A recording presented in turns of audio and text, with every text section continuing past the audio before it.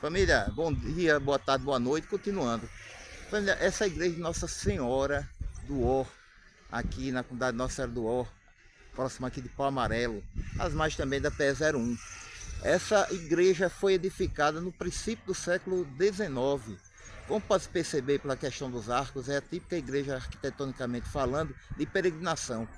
Isso se deve ao fato do poço que a gente vai mostrar a vocês, que à época, por volta da segunda metade do século XIX, era considerado o Poço dos Milagres.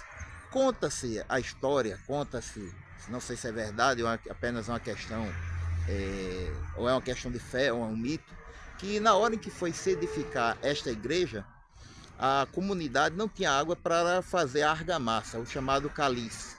Então o que foi que aconteceu? Eles oraram, lançaram sortes, encontraram a área que seria hoje a área desta igreja e começaram a cavar, brotou um olho d'água e desse olho d'água se brotou a fonte, formou-se a fonte.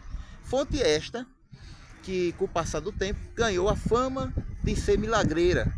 E aí houve um grande fluxo de pessoas de todo o Nordeste que vinham para cá, a ponto dessa área aqui de Paulista ter durante certo tempo permanecido não apenas como a sede da Igreja Católica no município, mas se tornar um município à parte da cidade de Paulista. Houve o recrudescimento, a fonte de água mineral ficou contaminada, a fonte de água do poço ficou contaminada e acabou o ciclo. No início dos anos 70, quando houve a obra de edificação, de construção dessa BR aqui, dessa rodovia estadual, essa igreja ela foi totalmente recuperada. E ela passou a sediar durante algum tempo, na época do falecido governador Moura Cavalcante, fogueiros populares no final de tarde e domingo. Se vocês observarem, à nossa direita, existem umas casinhas muito bonitas e coloridas. Essas casas eram justamente casas, ranchos, né? Você viu como rancho, hospedaria para os peregrinos que vinham aqui atrás de cura, certo? Bora lá, vamos dar uma olhada no poço agora? Família, caso vocês não saibam, durante a maior parte da história do Brasil e do mundo ocidental, os países de predomínio de religião católica ou protestante, era comum haver os cemitérios, porque os cemitérios dentro das igrejas, porque eles eram administrados pela igreja. Isso predominou no Brasil até 1891, quando houve a secularização dos cemitérios. Então, como vocês podem verificar, existe aqui a questão do jazigo, das sepulturas. E ali, ó, onde nós vamos dar o zoom, logo após essa escultura de Nossa Senhora, a gente percebe que existe ali o poço. Como está em reforma, a gente não vai poder dar uma chegada até lá. Mas, se vocês observarem, essa área aqui é um poço. Esse poço hoje se encontra infectado pelas águas de dejeto daqui das casas da vizinhança. Já há um bom tempo está nessa situação. Mas era aí o famoso Poço dos Milagres. Continuando, né? Fechando o zoom, nós vamos observar aqui, ó, uma área lateral. E vai falar um pouquinho mais desse conjunto arquitetônico devido à sua história aqui na consolidação da formação do município. Foi tão importante. E aqui a gente tem a famosa área, uma área externa, uma área de jardins. Era comum nas igrejas mais antigas haver essas áreas, onde inclusive os jesuítas trouxeram para o Brasil a cultura de plantar, de colher, de plantar ervas que não serviam apenas para a questão da nutrição, da alimentação, mas também que tem uma natureza medicinal. Então essa popularização do uso dos chás, né? Tome chá de boldo, tome chá de erva cidreira, entre outros, isso vem do Brasil colonial da época ainda dos jesuítas.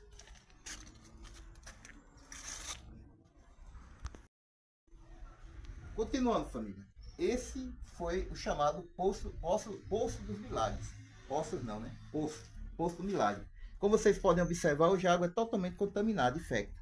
Esse poço foi usado durante muito tempo, inclusive para fornecer água para toda essa área onde mora essa população, e foi ele que teve a fama de milagreiro. Tá gostando do nosso conteúdo? Você acha que esse conteúdo é relevante, é importante? Então dá aquele like, gente, pelo amor de Deus. A gente tem percebido que 98% das pessoas que assistem nossos vídeos não são inscritas. Por outro lado, a gente percebe que as pessoas gostam do conteúdo, mas esquecem de dar o joinha, o like. Seja no celular, seja na televisão, seja no computador, dá essa força aí para o canal crescer. Esse é um canal que qualquer um pode assistir, porque o conteúdo é relevante, é interessante e é decente.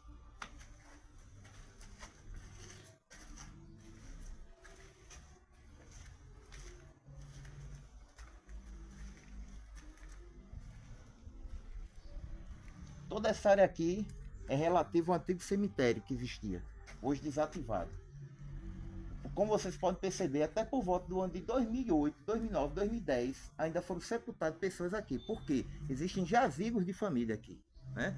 E aí, uma coisa interessante de observar em igrejas ricas, apesar de ser uma igreja que foi construída por leigos, diferente da sua congênere de Ponta de Pedra, que é a igreja Nossa Senhora da Conceição, Nossa Senhora do Ó também, mas é de uma comunidade de pescadores. Aqui sempre foi uma comunidade, uma localidade onde a população sempre teve um poder aquisitivo mais alto, mesmo muitas vezes praticando o mesmo tipo de atividade.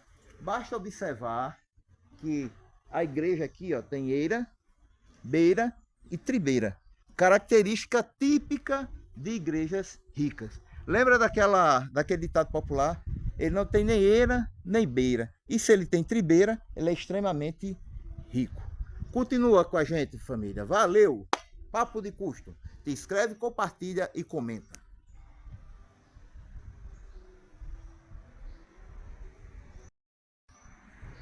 Família, como vocês podem perceber, o adro dessa igreja é totalmente feito em tijolos compactos, tijolo chamado tijolo manual, sem furo, né? E ele é original desde o início do século XIX, se encontra aqui. Continuando, a gente vê que temos aqui uma única porta central, almofadada, certo? Cuja característica dela, falando inclusive do seu portal, do portal desta porta, remonta justamente ao barroco tardio, início do século XIX, inclusive com o domínio dos arcos também em relação às janelas, que também tem essas mesmas características de serem almofadadas. No ponto superior lá da igreja, nós vamos verificar que existem volutas, uma única torre cirneira e um nicho com a imagem de Nossa Senhora do Ó.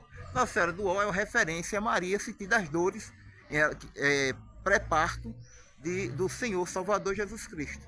Então, é uma igreja que tem características arquitetônicas bem definidas, muito bonita, né? E que tem detalhes ricos. Vale a pena ser conhecida.